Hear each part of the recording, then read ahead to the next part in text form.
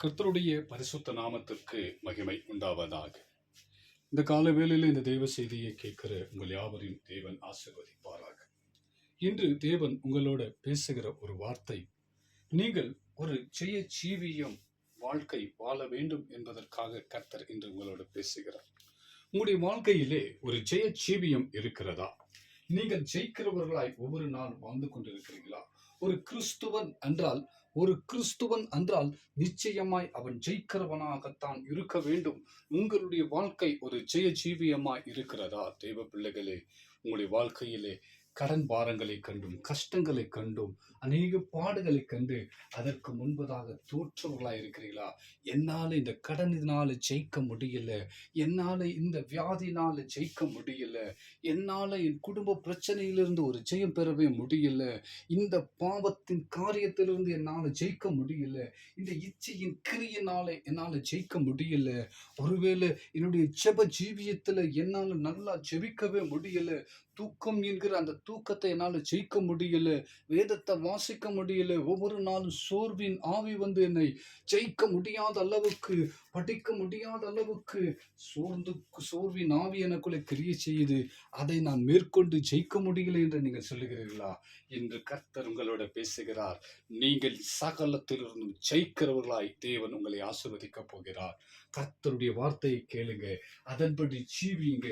இனி உங்களுடைய வாழ்க்கை ஒரு ஜெய ஜீவியமாய் தேவன் மாற்றப் போகிறார். கர்த்தருடைய பரிசுத்த நாமத்திற்கு மகிமை உண்டாவதாக. ரோமர் 8:37 வாசிக்கிறோம். அப்போஸ்தலனாகிய பவுல் சொல்லுகிறார், இவை எல்லாவற்றிலையும் நாம் நம்மில் அன்பு கூறுகிறவர்களாலே முற்றும் ஜெய கொள்ளுகிறவர்களாய் இருக்கிறோமே என்று பவுல் சொல்லுகிறார். ஆம் தேவனுடைய பிள்ளைகளே, இந்த வசனத்திற்கு மேல் வசனத்தையும் கீழ் வசனத்தையும் படித்து பாருங்க. கிட்டத்தட்ட 17 பாடுகளை குறித்து பவுல் சொல்லுகிறார். அத்தனை பாடுகளிலும் நான் ஜெயிக்கிறவனாய் தேவன் என்னை வெளிப்படுத்துவார், ஜெயிக்கிறவராய் என்னை உறுதிப்படுத்துவார் என்று அப்போஸ்தலனாகிய பவுல் சொல்லுகிறார். என்னில் அன்பு கூறுகிற என் தேவனால அதை செய்ய முடியும், என்னால மேற்கொள்ள முடியல, எனக்கு எதிராக எழும்புகிற இந்த பாடுகளை என்னால ஜெயிக்க முடியல, ஆனால் எனக்குள்ளே வாசம் செய்கிற தேவனாலே நான் ஜெயிக்க முடியும் என்று தேவனுடைய வார்த்தை சொல்லுகிறது. தேவ பிள்ளைகளே, இதை கேட்கிற நீங்கள் யாவருமாய் தேவன் சொல்லுகிறார், உங்களுக்குள்ளே இருக்கிற நான் இவைகள் எல்லாவற்றிலிருந்து ஜெயிக்கிறவராய் காணப்படுவேன். உங்களை கொண்டு ஒரு ஜெய ஜீவியத்தை இனி உங்களுடைய வாழ்க்கையில நடக்க தேவன் உதவி செய்வாராக. யோவான் சுவிசேஷத்துல வாசிக்கிறோம், தேவனாகி இயேசு கிறிஸ்து நமக்கு சொல்லுகிறார். யோவான் சுவிசேஷம் 16:33 வாசிக்கிறோம், உலகத்திலே உங்களுக்கு உபத்திரவம் உண்டு, ஆனாலும் திடன் கொள்ளுங்கள், நான் உலகத்தை ஜெயித்தேன் என்று சொல்லுகிறார். உலகத்திலே நம்ம யாவருக்கும் ஒரு உபத்திரவம் உண்டுங்க. ஏதாவது ஒரு கஷ்டங்கள் உண்டு, ஏதாவது ஒரு பாடுகள் உண்டு, ஏதாவது ஒரு வியாதிகள் உண்டு. ஆனால் அதை கண்டு நீங்கள் அஞ்சாதீர்கள், பயப்படாமல் இருங்க. அவைகளை ஜெயிக்கும்படியாக கர்த்தர் உங்களோடு கூட இருக்கிறார். ஏனென்றால் சகலத்தையும் அவர் சிலுவையிலே வெற்றி சிறந்தார் என்று நாம் வாசிக்கிறோம். அவர் சகலத்தையும் சிலுவையிலே நமக்காக வெற்றி பெற்றிருக்கிறாரு. நமக்கு ஜெயம் கொடுக்கும்படியாக அவர் ஜெயத்தோடு கூட நம்மோடு கூட இருக்கிறார். உங்களுக்குள்ளே வாசம் செய்கிற தேவனாகி கர்த்தர் சொல்லுகிறார், நான் ஜெயிக்கிறவர், நான் உங்களை கொண்டு ஜெயம் பெறுவேன். சகல உபத்திரவங்களிலிருந்தும் உங்களுடைய உலகத்தின் பாடுகளிலிருந்தும் நான் நிச்சயமாய் ஜெயம் பெற வைப்பேன் என்று கர்த்தர் சொல்லுகிறார். அதனால் தான் வெளிப்படுத்தின விசேஷம் 21:7 வாசிக்கிறோம், ஜெயம் கொள்ளுகிறவன் எல்லாவற்றையும் சுதந்திரித்துக் கொள்ளுவான், நான் அவன் தேவனாய் இருப்பேன், அவனின் குமாரனாய் இருப்பான் என்று வெளிப்படுத்தின விசேஷத்துல வாசிக்கிறோம். ஆம் தேவனுடைய பிள்ளைகளே, பாவத்தை கண்டு நீங்கள் அஞ்சி, ஐயோ இதை நான் மேற்கொள்ள முடியல, இந்த பழக்கத்தை, இந்த தீய பழக்கத்திலிருந்து என்னால் விடுதலை ஆக முடியல என்று நீங்கள் சொல்லுகிறீர்களா? கர்த்தர் உங்களுக்குள்ளே இருந்து சொல்லுகிறார், இனி நான் உனக்குள்ளே வாசம் இருக்கிறேன். நான் நிச்சயமாய் அந்த பாவ கிரியிலிருந்து ஒரு பெரிய விடுதலையை வாங்கி தரப்போகிறேன், ஒரு ஜெயத்தை கொடுக்க போகிறேன், ஒரு ஜெய ஜீவியத்தை வாழும்படியாய் உங்களை நடத்த போகிறேன். பயப்படாமல் இருங்க, அதுல ஒரு சுதந்திரத்தை நீங்கள் காண்பீர்கள், ஜெயிக்கிறவர்களாய் எழும்புவீர்கள் என்று கர்த்தர் சொல்லுகிறார். 1 யோவான் 5:4 வாசிக்கிறோம், தேவனால் பிறப்பது எல்லாம் உலகத்தை ஜெயிக்கும், நம்முடைய விசுவாசமே உலகத்தை ஜெயிக்கிற ஜெயம் என்று வாசிக்கிறோம். நம்முடைய விசுவாசம், உங்களுடைய விசுவாசம் எப்படி இருக்கிறது? உங்களுக்குள்ளே தேவன் இருக்கிறார் என்று விசுவாசம் விசுவாசிங்க. எனக்குள்ள தேவன் இருக்கிறார். அவர் எனக்குள்ள இருக்கிறதுனாலே எனக்கு வெளியே இருக்கிற எல்லா பாடுகளையும் என்னால் ஜெயிக்க முடியும் என்று உறுதியாய் விசுவாசிங்க. விசுவாசத்தினால் நிச்சயமாய் உலகத்தையும் உலகத்தின் அதிபதியாய் இருக்கிற பிசாசையும் உங்களால் ஜெயிக்க முடியும். கர்த்தர் உங்களுக்கு ஜெயத்தை கட்டளை இடுவார். அதனாலதான் வெளிப்படுத்தின விசேஷத்துல வாசிக்கிறோம். 12ஆம் அதிகாரம் 11வது வசனத்துல வாசிக்கிறோம். ஆட்டுக்குட்டியின் இரத்தத்தினாலும் தங்கள் சாட்சியின் வசனத்தினாலும் அவனை ஜெயித்தார்கள் என்று வாசிக்கிறோம். தெய்வ பிள்ளைகளே, இயேசுவின் இரத்தத்தினால கழுவப்பட்ட நீங்கள் நிச்சயமாய் உங்களால் அந்த அசுத்த ஆவியை, அந்த பாடுகளை, அந்த கடன் பாரங்களை, அந்த வியாதிகளை தேவன் ஜெயம் கொடுக்கும்படியாக உங்களோடு கூட இருக்கிறார். விசுவாசிங்க. எனக்குள்ளே தேவன் இருக்கிறார் என்று விசுவாசிங்க. அவர் ரத்தத்தினால நான் கழுவப்பட்டவன், அவன் ரத்தத்தினால நான் கழுவப்பட்டவர். நான் நிச்சயமாய் இவைகள் எல்லாவற்றையும் ஜெயிப்பேன் என்று உறுதியாய் விசுவாசத்தோடு இருங்க. ஏனென்றால் ஜெயிக்கிறவர்கள் நீங்கள் அல்லங்க. உங்களால ஜெயிக்க முடியாது. நம்மளால எந்த காரியத்தையும் ஜெயப்பெறவே முடியாது. உங்களுடைய வேலை ஸ்தலத்தில் உங்களால ஜெயமாய் வாழ முடியாது. நிச்சயமாய் உங்களுக்கு எழும்புகிற ஒவ்வொரு பகைஞ்சனிடத்திலையும் உங்களால் ஜெயிக்க முடியாது. ஆனால் உங்களுக்குள் இருக்கிற தேவனால் முடியும், கர்த்தரால் முடியும். ஏனென்றால் நீதிமொழிகள்ல வாசிக்கிறோம். நீதிமொழிகள் 21ஆம் அதிகாரம் 31வது வசனத்துல வாசிக்கிறோம்.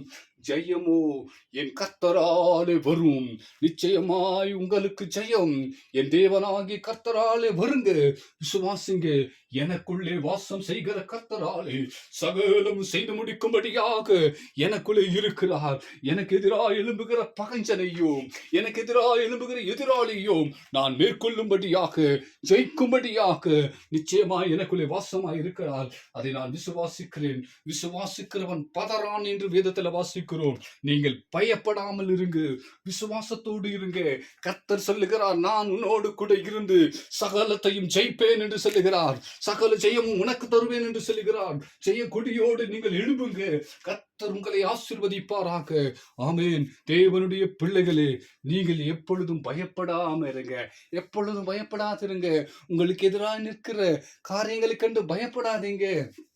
தேவனுடைய பிள்ளைகளே, இஸ்ரவேல் ராணுவமே கோலியாத் என்கிற ஒருவன் பயந்து ஜீவித்துக் கொண்டிருந்தான். கோலியாத்தை கண்டு பயந்து கொண்டிருந்தார்கள். ஆனாலோ தாவீது பயப்படலைங்க. அவன் சொல்லுகிறான், இஸ்ரவேலுடைய ராணுவங்களின் தேவனாகிய சேனைகளுடைய கர்த்தரின் நாமத்தினால் உன்னிடத்தில் வருகிறேன் என்று சொல்லுகிறான். ஆமா தேவ பிள்ளைகளே, நீங்கள் உங்களுக்கு முன்பதாக நிற்கிற பகைஞ்சனை கண்டு, பாவத்தை கண்டு பயப்படாதீங்க. அவைகளிடத்தில் எதிர்த்து நின்று சொல்லுங்க, எனக்குள்ளே வாசம் செய்கிற இயேசுவின் நாமத்தினால வருகிறேன். இனி நான் தொடமாட்டேன், அந்த பாவ காரியத்தை செய்ய மாட்டேன். நான் எழுந்து ஜெபிப்பேன், எழுந்து வாசிப்பேன் என்று நீங்கள் தேவனுடைய நாமத்தினால எழும்புங்க. இதோ தாவீதுக்குள் அந்த வெற்றியை காணும்படியாக கோலியாத்தை முறியடித்தது போல உங்களுக்கு எதிராய் நிற்கிற எவ்வளவு பெரிய பராக்கிரமசாலியா இருந்தாலும் அவனை முறியடிக்கும்படியாக வல்லமை தேவன் உங்களுக்கு கட்டளையிடுவாராக. ஆமே தேவனுடைய பிள்ளைகளே, பயப்படாம இருங்க. இன்னொரு காரியத்தினால உங்களுக்கு ஜெயம் கிடைக்குங்க. இன்னொரு காரியமும் இருக்குதுங்க. அது என்ன தெரியுமா? 2 நாளாகமம் 20ஆம் அதிகாரத்துல 19, 20ல வாசிக்கிறோம். ஸ்துதியினாலே நீங்கள் சித்தி பெறுவீர்கள், ஸ்துதியினாலே வெற்றியை காண்பீர்கள் என்று வேதத்திலே வாசிக்கிறோம். ஆம் தேவனுடைய பிள்ளைகளே, யோசுவா என்கிற ஒருவனாலே அவனுக்கு முன்பதாக எரிகோ கோட்டை ஒரு பெரிய மதிலை போல நின்றது. அவனிடத்தில் தேவன் சொன்னார், எதையும் நாள் நீ ஜெயிக்க முடியாது, எதனால் இந்த கோட்டையை அகற்ற முடியாது. துதியினால் இந்த கோட்டையை அகற்ற முடியும். துதிங்க. துதியினால் உங்களுக்கு எதிராக நிற்கிற எல்லாவற்றையும் உங்களுக்கு ஜெயிக்கும்படியாக தேவன் பலன் தருவார். துதியினால் தேவன் முற்றிலுமாய் உங்களுடைய வாழ்க்கையிலே ஒரு ஜெய ஜீவித்தை கட்டளையிடுவார். எல்லா விதமான சோம்பலின் ஆவிகளும், சோர்வின் ஆவிகளும், கடன் பிரச்சனையின் கிரியைகளையும் வியாதிகளையும் மேற்கொள்ளும்படியாக, பாவத்தின் இச்சைகளையும் மேற்கொள்ளும்படியாக தேவன் துதியினாலே அந்த வல்லமைகளை அகற்றி உங்களுக்கு ஒரு ஜெயத்தை கட்டளையிடுவார். பயப்படாமல் உணருங்க. கர்த்தருடைய நாமம் வருகிறது. அந்த நாமத்தை துதியுங்க. அந்த நாமத்தின் மேல் விசுவாசமா இருங்க. அது உங்களுக்குள்ளே வாசமா இருக்கிறது என்று விசுவாசிங்க. நான் இயேசுவின் ரத்தத்தினால கழுவப்பட்டேன் என்று விசுவாசிங்க. நிச்சயமாய் உங்களுக்கு எதிராக நிற்கிற எல்லா பொல்லாத கிரிகளையும் நீங்கள் உங்களுடைய தேவனுடைய நாமத்தினாலே அவைகளை அகற்ற முடியும். ஒரு ஜெய ஜீவியத்தை வாழ முடியும். ஒரு கிறிஸ்தவன் என்றால் உலகத்தில் இருக்கிற சகல அசுத்த ஆவிகளுக்கு தெரியும், இவங்க ஜெயிக்கிறவர்கள், இவர்கள் ஜெயம் கொள்ளுகிறவர்கள். ஜெயம் கொள்ளுகிறவன் எவனோ அவனை தேவன் அதிகமாய் ஆசீர்வதிக்கிறவராய் இருக்கிறார். உலகத்தை தேவன் ஜெயித்தார். அதே ஜெயத்தை உங்களுக்கு தேவன் கட்டளையிடுகிறார். நீங்களும் ஜெயிக்கிறவர்களாய் எழும்புங்க. இனி பயப்படாதீங்க. கர்த்தர் உங்களை ஜெயத்தின் ஜீவியத்தோடு வாழும்படியாக உங்களை ஆசீர்வதிக்கிறார். அப்படியே வாழுங்க. கர்த்தர் உங்களை வழி நடத்துவாராக. ஆமென், ஆமென், ஆமென்.